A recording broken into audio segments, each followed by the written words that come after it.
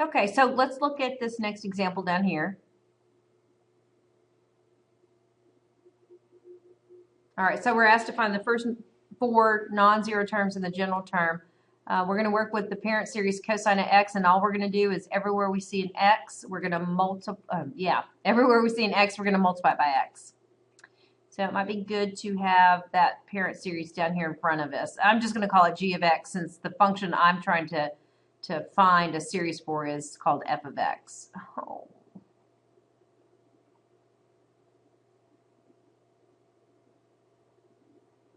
What is that? I am going to go ahead and give the expression for the nth term since it wants me to give an expression for the general term. Okay, let's see. Cosine.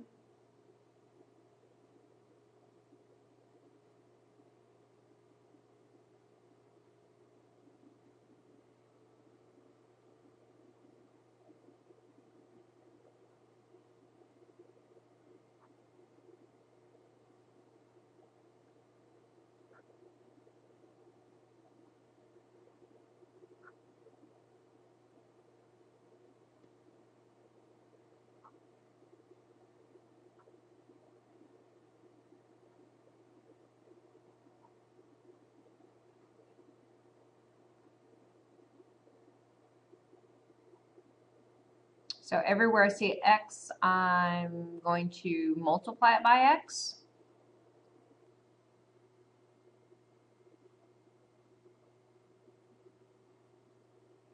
All right, so I see x here. I'm going to multiply it by x. So I'm just going to say I'm going to multiply x times x to the 2n.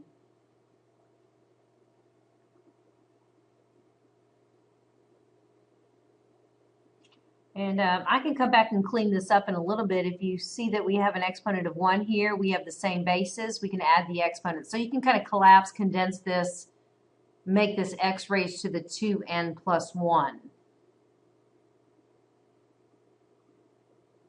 All right, everywhere we see a term, we're going to multiply. I said everywhere we see an x. I should have said every term gets multiplied by x. So 1 times x is x. This becomes x cubed over 2 factorial.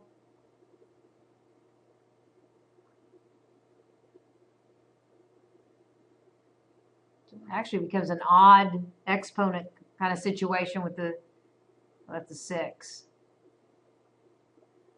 plus dot dot dot.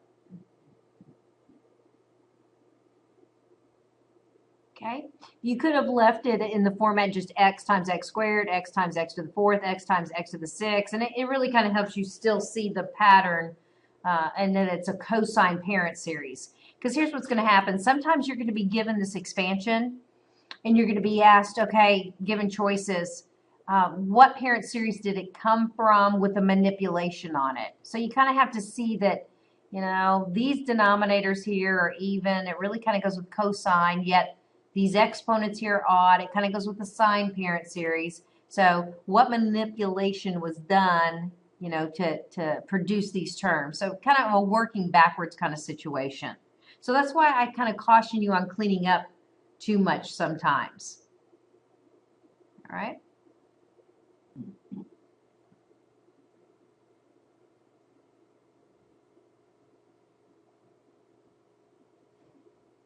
All right, the one at the bottom of the page, let's find a Maclaurin series for this power series.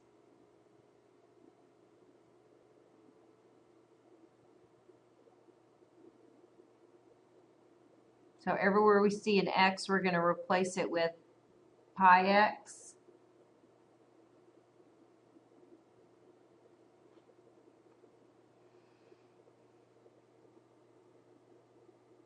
All right, so using the parent series,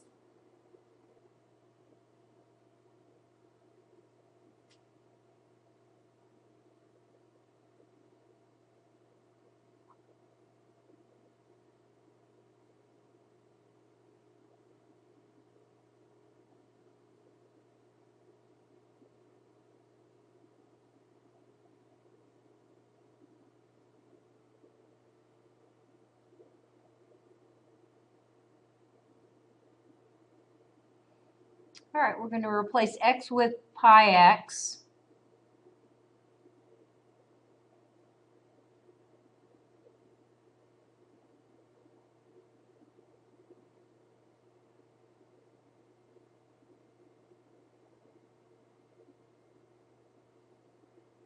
I'm going to pretend it didn't disappear.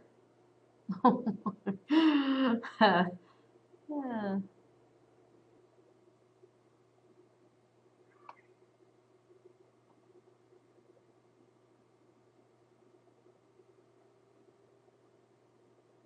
Wherever I see x, I'm going to replace it with pi x.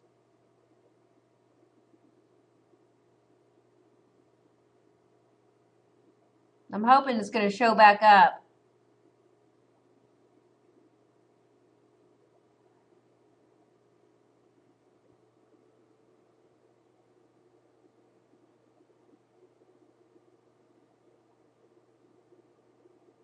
Oh my goodness.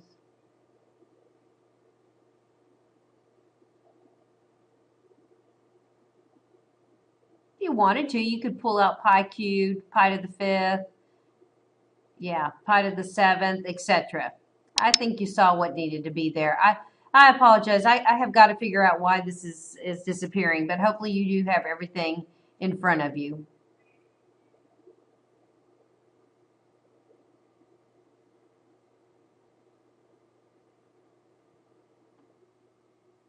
If you go to the next sheet, I skipped the first three problems. They actually deal with the one parent series where we had 1 over 1 minus x, and it's kind of an interesting kind of situation there.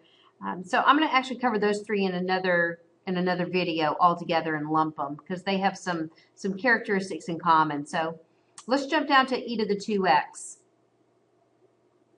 And look and see that it wants us to give the first 5 non-zero terms. So I'm going to get the parent series here in front of us. So I'm going to try and do that kind of quickly. Get that there so it doesn't disappear.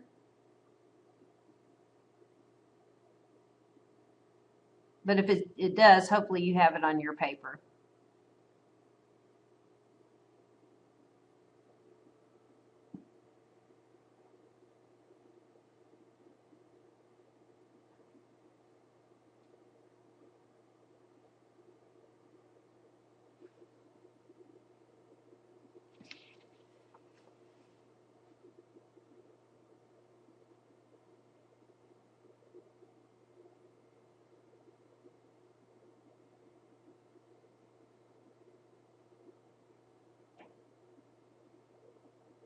And I'm not going to include the general term here because I have it here. All right, let's go to f of x. So it's a composition. Everywhere I see x, I'm going to replace it with 2x. Everywhere I see x, put in 2x. Everywhere I see x, replace it with 2x. And I can certainly pull out 2 to the n power. So there's not a place for me to insert 2x. So this is a little different than the previous one where we multiplied every term by x. Okay, this is just a straight composition. So 1 plus, looks like 2x here.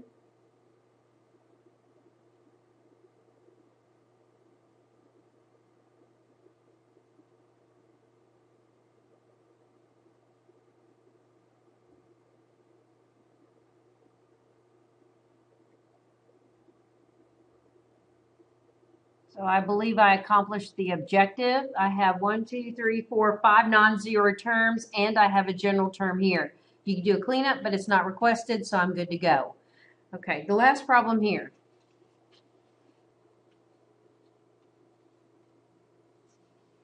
So for part B, use my answer from part A to find a Maclaurin series for the function h, given that h prime is e to the 2x, and this is my initial condition.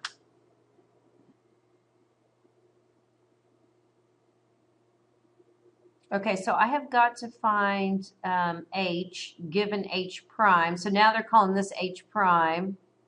That means I have to integrate and use 3 as my initial condition. Okay, I know a lot showed up right here, but I'm just kind of concerned about this pencil. So let me talk you through it.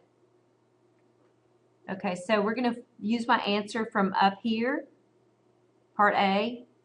to find a series for H, given now that they're saying I have a derivative, okay, right here. All right, so h prime of x dx, that integral would equal h of x, and that's what they want me to find. And this is an initial condition that allows me to find c. Okay, so what I did was for h prime of x, which now they're defining to be e to the 2x, I went up here and just stole a bunch of these terms here. And as you can see, I brought down the 1, the 2x. I went ahead and kind of expanded here and put 2 squared x squared because I knew I was going to integrate. And to integrate, you know, it's just easier to avoid using u substitution. So this term was 2 cubed x cubed. This is 2 to the 4th x to the 4th. And then I took this term right here and just rewrote it too. Also, 2 to the n, x to the n over n factorial. And this is actually dx here. This is a dx. This is a plus dot, dot, dot. All right, I dropped the integral symbol. I brought in the constant of integration. The antiderivative for 1 is x. 2x is x squared. Now look at this. Integration with respect to x. Increase the 2 to 3. Divide by the new exponent. Multiply by what's already there. Keeping 2 squared here also. All right. Find this antiderivative. Keep the 2 cubed. X goes to has an exponent of 4. Divide by the 4. Multiply by the 3 factorial. Antiderivative here, keep the 2 to the 4th, bump the exponent up to 5, divide by 5, multiply by the 4 factorial that's already there. For the nth term, keep the 2 to the n, bump the exponent to n plus 1, divide by n plus 1, multiply by what's already there. Okay, now I have to find the constant of integration.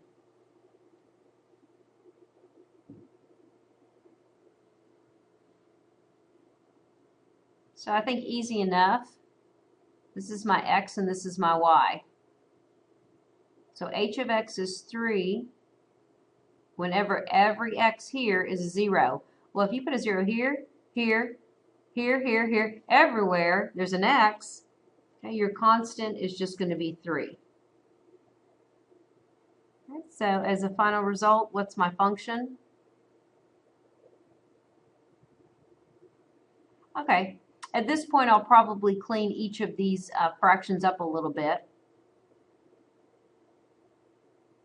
I'm not going to change that to a 4 because I like the powers and what it reveals to me. But the denominator, I'm going to rewrite as 3 factorial. This denominator is just simply 4 factorial.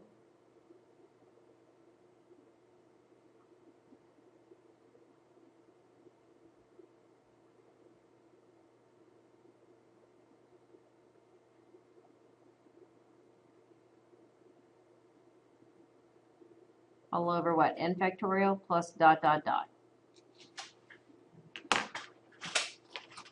All right, so this was manipulating power series. So it becomes kind of important for you guys to memorize those 4 Maclaurin series.